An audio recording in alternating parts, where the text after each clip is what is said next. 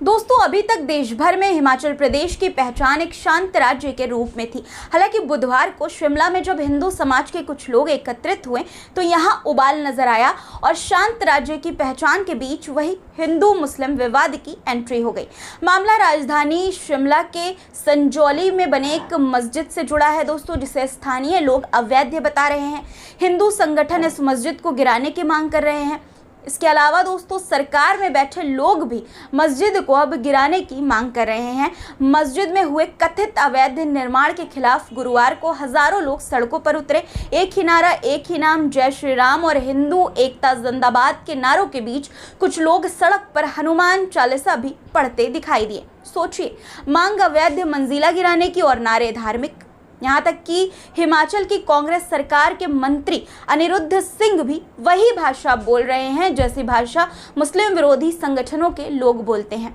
हिमाचल सरकार के मंत्री मस्जिद हटवाना चाहते हैं दोस्तों। वो मुसलमानों को रोहिंग्या, लव जिहादी और ना जाने क्या क्या बक रहे हैं। पिछले 5 दिनों से प्रदर्शन कर रहे लोगों ने अब अल्टीमेटम दिया है कि 2 दिनों में मुख्यमंत्री सुखविंदर सिंह सुक्खू इस मामले पर एक्शन ले, नहीं तो फिर हिंदू संगठन अपने हिसाब से फैसला लेंगे।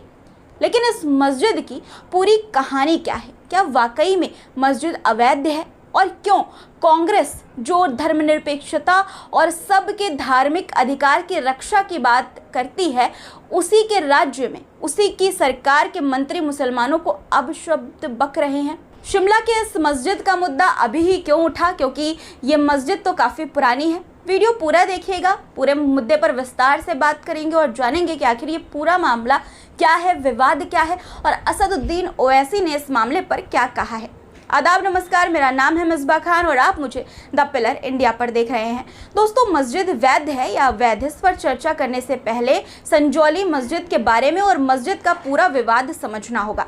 हिमाचल की राजधानी शिमला में एक जगह है संजौली। ये इलाका हिमाचल विधानसभा की 2 सीटों शिमला सदर और कुसुमटी से घिरा हुआ है। संजौली चौराहे पर ही एक मस्जिद है। पहले ये मस्जिद 1 मंजिला थी, लेकिन अब 5 मंजिला है।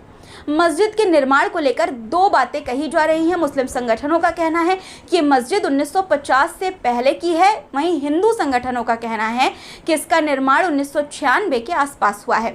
मुस्लिम संगठनों ने कहा है कि मस्जिद वक्फ बोर्ड की जमीन पर बनी है, जबकि सरकार के मंत्री अनिरुद्ध सिंह का कहना है कि मस्जिद का निर्माण जिस जमीन पर किया गया है वो हिमाचल सरकार की है। 2010 में संजौली मस्जिद का ये मामला कोर्ट में पहुंचा दोस्तों। अब वरिष्ठ पत्रकार वसीम अकरम त्यागी ने इस मामले पर एक पोस्ट कर कुछ जानकारी और बातें लिखी, सवाल भी उठाया।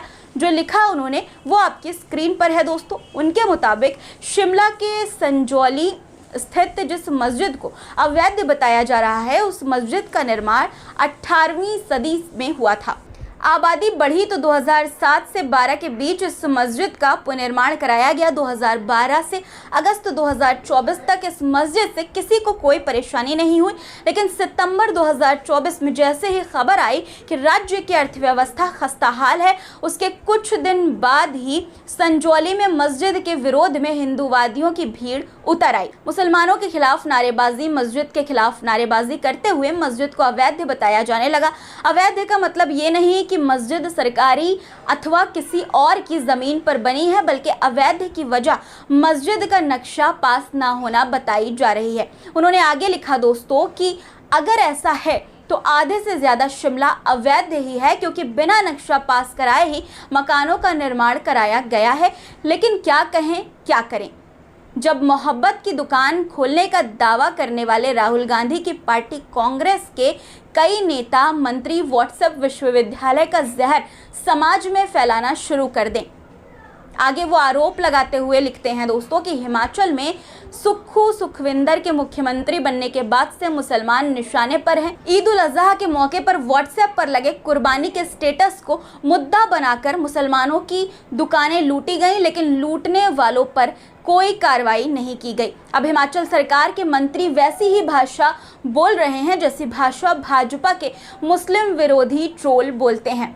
भारत सरकार के अनुसार पूरे देश में रह रहे रोहिंग्या मुसलमानों की संख्या 42,000 है, लेकिन ऐसा हवा खड़ा किया जा रहा है मानो इस देश में हर जगह रोहिंग्या रहते हैं। वास्तविकता यह है कि ऐसे छद्म राष्ट्रवादी प्रवासी मजदूरों का शुमार भी रोहिंग्यों में कर रहे हैं और ये किसी बीमारी से कम नहीं। दोस्तों, इस पोस्ट में अर्थव्यवस्था का मुद्दा उठाया गया है हिमाचल प्रदेश की, और एक और पोस्ट वो करते हैं अर्थव्यवस्था को लेकर सवाल भी करते दिखते हैं, जिसमें देखिए आपके स्क्रीन पर उन्होंने लिखा कि हिमाचल प्रदेश की अर्थव्यवस्था खस्ताहाल हो चुकी है।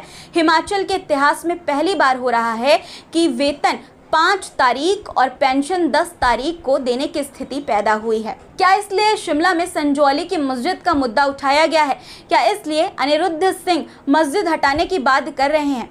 क्या इसलिए हिमाचल में सांप्रदायिक तत्वों पर लगाम नहीं रही है? लेकिन क्या राज्य को सांप्रदायिक द्वेष में झोंक कर अर्थव्यवस्था को सुधारा जा सकता है? क्या मस्जिद को हटाने से राज्य की अर्थव्यवस्था सुधर जाएगी? दोस्तों, इस पोस्ट में हिमाचल प्रदेश की अर्थव्यवस्था और जिस आर्थिक संकट का मुद्दा उठाया गया है उससे जुड़ी अब आप एक ये खबर देखिए।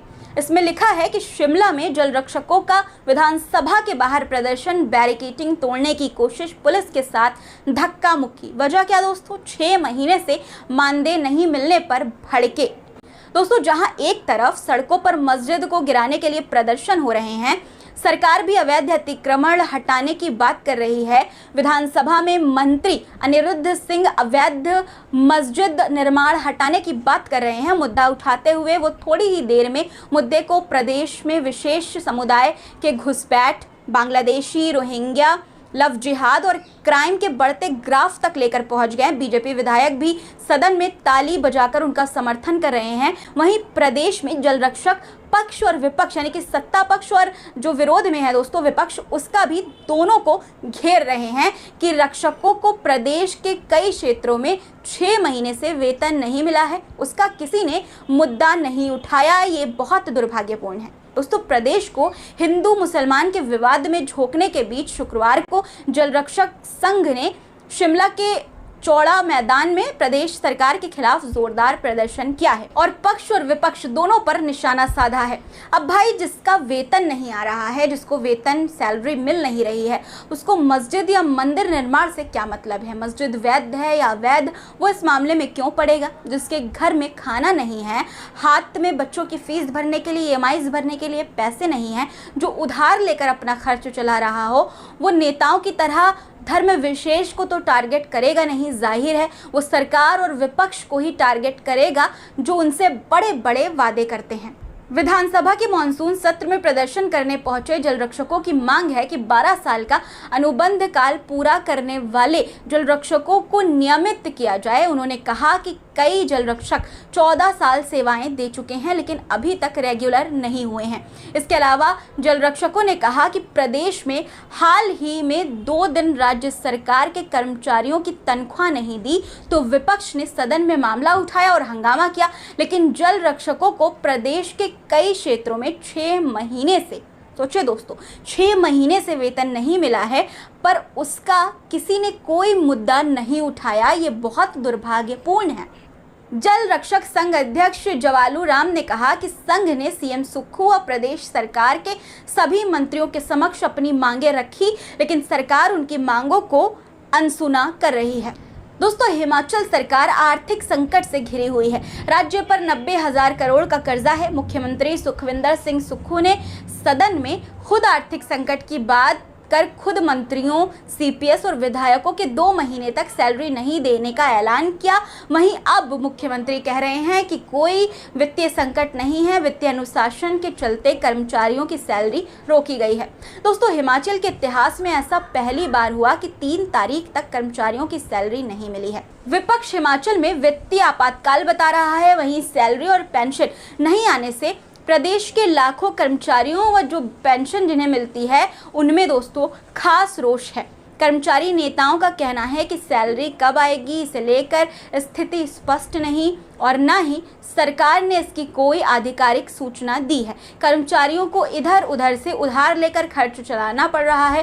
कर्मचारियों को बिजली, पानी, राशन इत्यादि के बिल देने होते हैं जो वे नहीं दे पा रहे हैं। कर्मचारियों के EMI पर भी असर पड़ रहा है।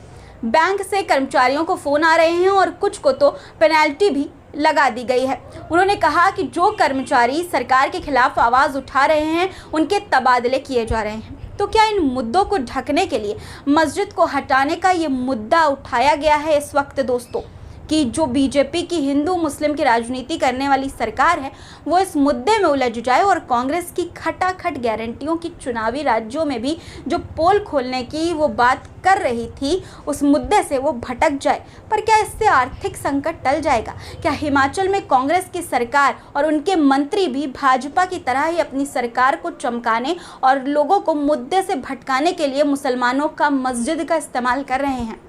दोस्तों, अवैध मस्जिद निर्माण पर सवाल उठाने को लेकर असदुद्दीन ओवैसी ने भी अनिरुद्ध सिंह और कांग्रेस सरकार को घेरा है। उन्होंने कहा कि क्या हिमाचल की सरकार बीजेपी की है या कांग्रेस की? हिमाचल की मोहब्बत की दुकान में नफरत ही नफरत।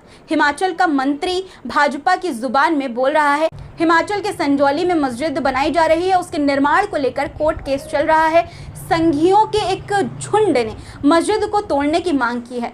संघियों के सम्मान में कांग्रेसी मैदान में। भारत के नागरिक मुल्क के किसी भी हिस्से में रह सकते हैं, उन्हें रोहिंग्या और बाहरी बुलाना देश विरोध है। प्रेमचंद से क्षमा चाहता हूं, लेकिन सांप्रदायिकता को खुलकर आने में लज्जा आती है, इसलिए वो कांग्रेस का शॉल ओढ़ कर आती है। दोस्तों, ये मस्जिद का विवाद सिर्फ एक धार्मिक मुद्दा नहीं है, बल्कि ऐसा लग रहा है कि इसके पीछे राजनीतिक चालें भी हैं।